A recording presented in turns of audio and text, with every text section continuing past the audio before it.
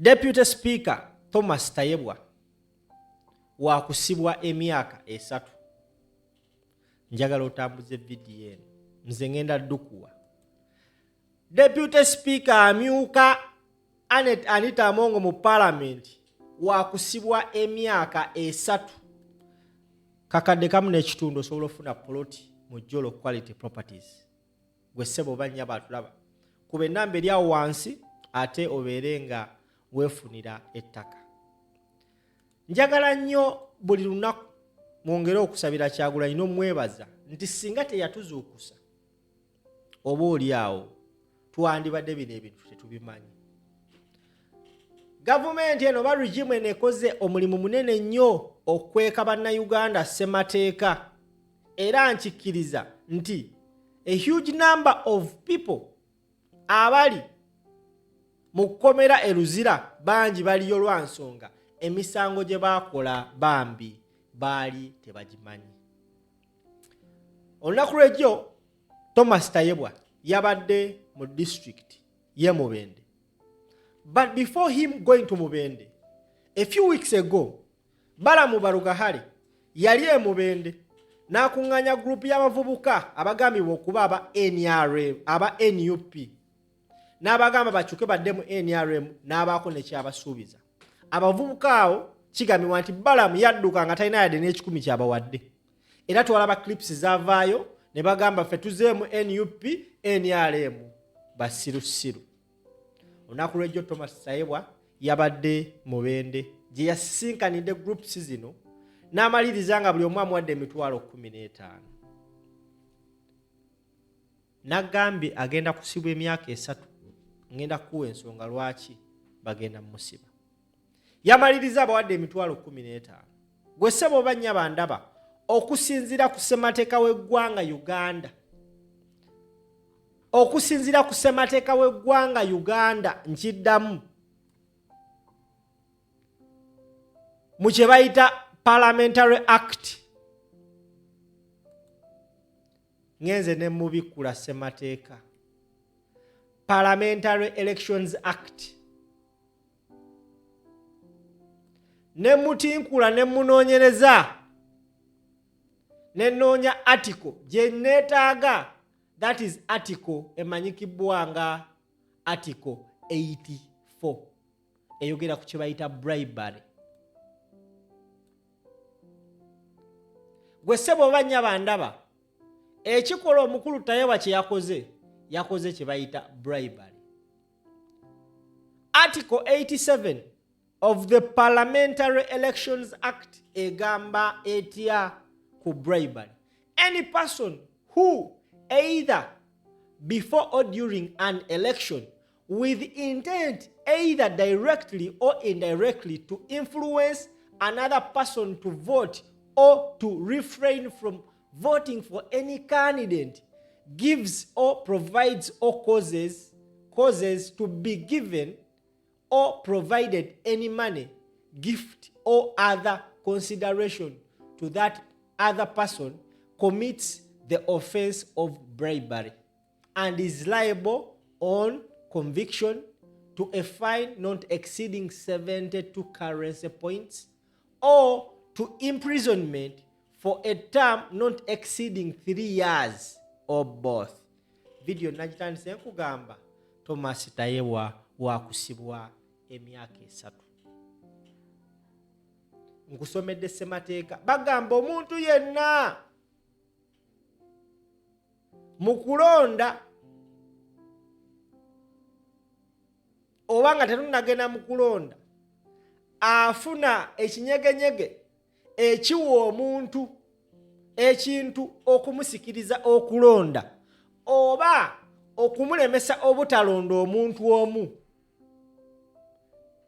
ng'amuwadde ssente oba ebintu ebirala abazzizza gwa naggomola gwe bayita bribery. Era omuntu oyo waakusibwa emyaka esatu oba waakusasula ssente ezitasukka 72 currency point. Osobola okumpita looya musipo. Thomas Tayebwa Wakusibwa. Lwaki ngambye Thomas Tayebwa Wakusibwa? Kati njagala olabe video. Njagala olabe ekyabadde mu district ye Mubende. Tayebwa oyagenze omeetinga abantu banene. This is what happened. Njagala okirelating ku tteeka lye nkusomedde. Tukomewo tovaawo. Bampita simple. Speaker wa Parliament Thomas Tayebwa n'abakulembeze ba NRM e Mubende bakedde kusisinkana abavubuka abasoba mu 108 abagambibwa okuba abawagizi ba NUP abakyusa okwegatta ku NRM. Kinajjukirwa nti ku bbalaza ya Sabbiiti eno abantu be bamu balangirira mu lwatu ne baweera mu maaso ga Minisita Balamu nti baali bakyusa okwegatta ku NRM. Kyokka mu kaseera mpawo bekaga baakuba enkyukira ne baddeeka mu NUP oluvannyuma lw'okulinda ensimbi ez'okukyuka ezaali zibasuubiziddwa. Kyokka nga Minisita Balamu ayanjala ngalo. Tugambye tuva wano ne kapito waffe tebamutuwadde bakoze bye basajjawenkutasana sako afunye omuzayita tulabe wayitiranga sente azigabiramusawo ffe Mubende twabaki Minisita Balamu azze ne box ya masati ne keeki ne mu butuufu tugenda tukyuka lwa keeki keeki bisatu tuli wano abantu 5 keeki emu tugigabana abantu basatu nebyo bisatu ebyebbiga tufunye kasoda ak'ekitundu kakeeki kali awo n'ekisatu. Olwaleero omuwendo gw'ensimbi ezibajjamu ogw'emitwalo 15 buli omu oluweze, abavubuka bano ne bakakasa nga tebakyalina kibabanja era ne babuuza emijoozi gya kyenvu we giri okugyenaanika. Buli omu bamwe emitwalo 15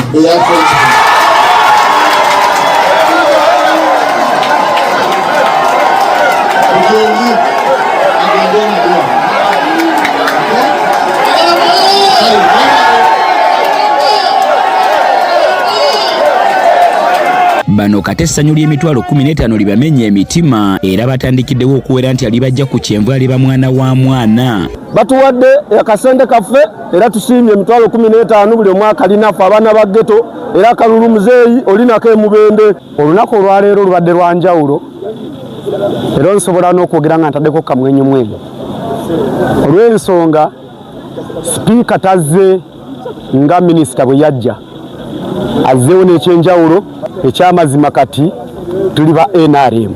Nsanyuse nnyo okusanga Deputy Speaker olwaleero n'atubuulira ensi bw'etambula n'atubuulira gavumenti. Okay, now nzikiriza nkuzzeeyo ku ssemateeka w'eggwanga Uganda. Naye ggwe omusajja awadde abantu babadde 180 180 Uganda njawulo esente gye zigenda akutte abantu 180 buli omu n'amu emitwalo 15 omugatte ze $27,000 bweddu. Mu bulamu bwange sirabanga abantu basiru nga abantu b'e Mubende. Abantu b'e Mubende muli basiru nnyo emirundi 10 ku kinnaakyo munansonyiwa. E Mubende Bukojja gye bazaala maama wange. Mwenna ne bakojja mbatwaliddemu.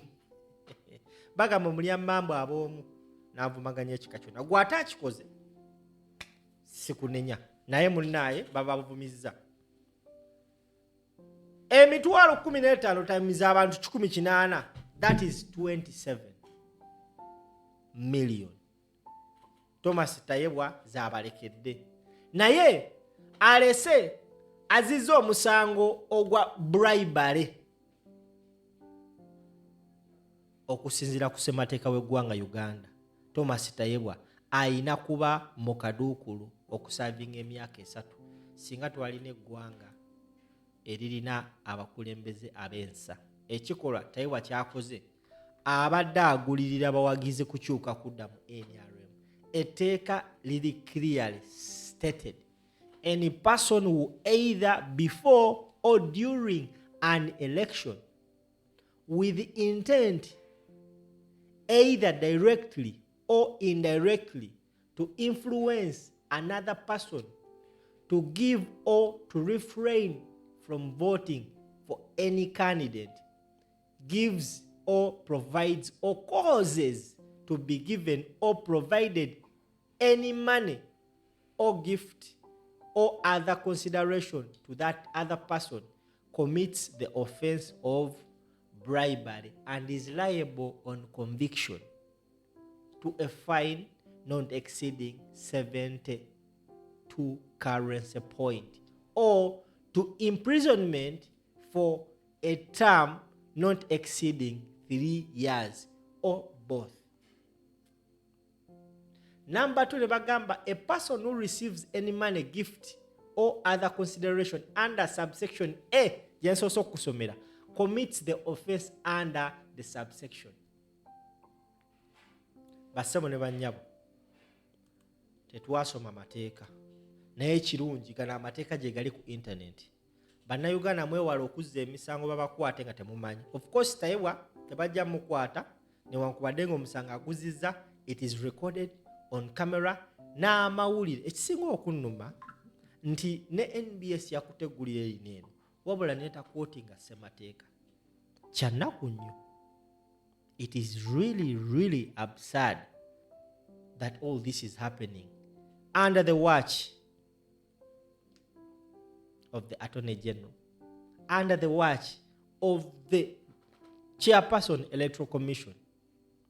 Singa kino ekikola kyakoleddwa National Unity Platform, singa owuliriza lwakuba munaye abasinga temujja bimanya naye ffe tugenda bibawa. Kati gwe kyolina okukola kiri kimu, vuga video. Saagala mugambe nti akasijja tekabagamba, wabula maliriza nga mbategeeza abantu b'e Mubende muli basiru. Yes, muli basiru. Ekigenda kukakasa nti temuli basiru, ennaku z'omwezi nga 15 gweri akasente tuka mu ballot taking umbrella, because kyemanya abasinga abagezi bange kyemugenda okukola sente ziriye.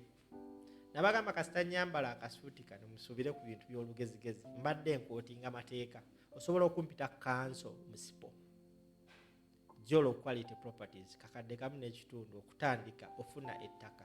Kati njagala ogitambulize buli muntu w'e Mubende. Tambuza video.